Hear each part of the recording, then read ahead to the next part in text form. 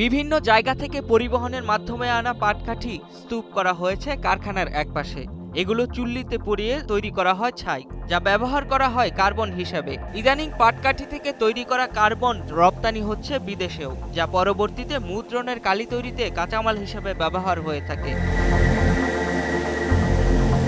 পাবনা সদর উপজেলার মালিগাছা ইউনিয়নের মাটিয়াবাড়ি গ্রাম। স্থানীয়দের অভিযোগ, বিসি অ্যান্ড চারকোল নামের এই কারখানাতে পুরো কার্যক্রমে মানা হয় না কোনো বিধিনিষেধ। পাটকাঠি পোড়ানোর কারণে কালো ধোঁয়া পরিবেশ নষ্ট করছে। পাটকাঠি পুড়িয়ে ছাই তৈরির কারণে উর্বরতা হারাচ্ছে ফসলি জমি। এই ফ্যাক্টরির কারণে অনেক সমস্যা হয়, অনেকেই আবাদ করতে পারে না, খেতে কোনো ফসল হতে পারে না, কোনো চাষবাস করা যায় না, গাছগাছালির সমস্যা হচ্ছে, ধোঁয়ায় কালি পড়ে যাচ্ছে গাছগাছালিতে। আমরা চাই যে এই ফ্যাক্টরিটা বন্ধ হয়ে যাক, কিন্তু আমরা মুখ খুলতে পারি না, বলতে পারি না। এই ফ্যাক্টরিটা থাকার কারণে অনেকেরই কষ্ট হয়ে যায়, এই গ্রামের প্রচুর লোকের কষ্ট হয়, সব কিছুতেই সমস্যা হয়। ওয়ালটন মাইক্রোওয়েভ ওভেনের খাবার গরম রাখে দীর্ঘ সময় ধরে। Walton microwave oven. এই ফ্যাক্টরির কালো ধোঁয়ার কারণে ক্ষতিগ্রস্ত হচ্ছে পরিবেশ। এলাকায় বাড়ছে সর্দি, কাশি, শ্বাসকষ্ট সহ নানা রোগ। চরম স্বাস্থ্য ঝুঁকিতে পড়েছেন স্থানীয়রা সহ ফ্যাক্টরিতে কর্মরত শ্রমিকরা। সোলার ফ্যাক্টরির জন্য আমরা রাতে সন্ধ্যার পরে আমরা কোনো পড়াশোনা করতে পারি না, আমাদের নিঃশ্বাসের সমস্যা হয়। আর ওই দিক দিয়ে গাড়ি চলাচল করে, গাড়ি চলাচলের জন্য আমরা বেশি ধুলাবালির জন্যও আমরা পড়াশোনা করতে পারি না। শোলা যখন পুরায় তখন তো ধোঁয়া হয়, প্রচণ্ড ধোঁয়া হয়, কালো ধোঁয়া হয়। এই ধোঁয়াতে এলাকায় শ্বাসকষ্ট শুরু হয়ে গেছে, এখন চলাফেরা খুবই কষ্টকর।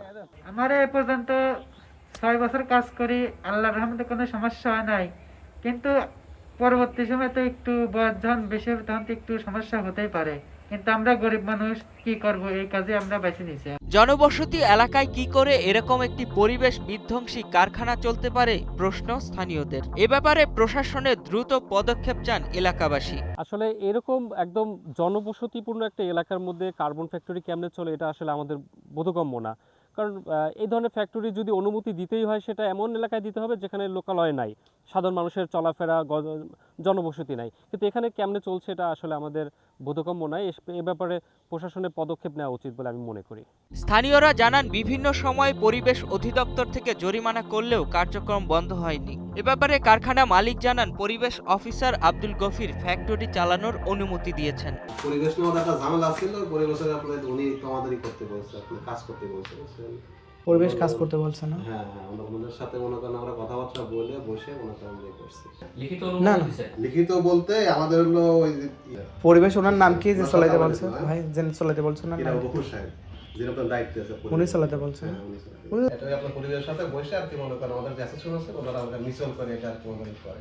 এবার আমরা বলছিলাম এটার সাথে বকুর সাহেবের সাথে, উনি বললো যে আপনারা তদন্ত করে ব্যবস্থা নেওয়ার কথা জানিয়ে নিজের বিরুদ্ধে ফ্যাক্টরি মালিকের সকল অভিযোগ অস্বীকার করেন পরিবেশ অধিদপ্তরের উপসহকারী পরিচালক আব্দুল গফুর।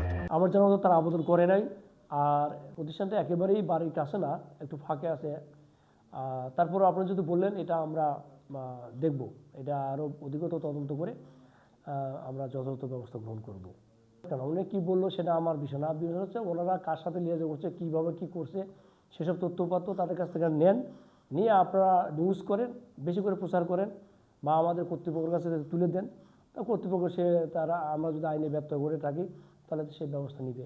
রপ্তানি করে বৈদেশিক মুদ্রা অর্জন করা হলেও পরিবেশের ওপর বিরূপ প্রভাব ফেলছে কার্বন তৈরির এই প্রক্রিয়া। পাটকাঠি পোড়ানো ছাই পরিবেশের সাথে মিশে কার্বনের মাত্রা বৃদ্ধি করছে, যা বাড়িয়ে দিচ্ছে তাপমাত্রা। রাজীব জোয়ারদারের পাঠানো তথ্য ও ভিডিও চিত্রে ডেস্ক রিপোর্ট, কালের কণ্ঠ।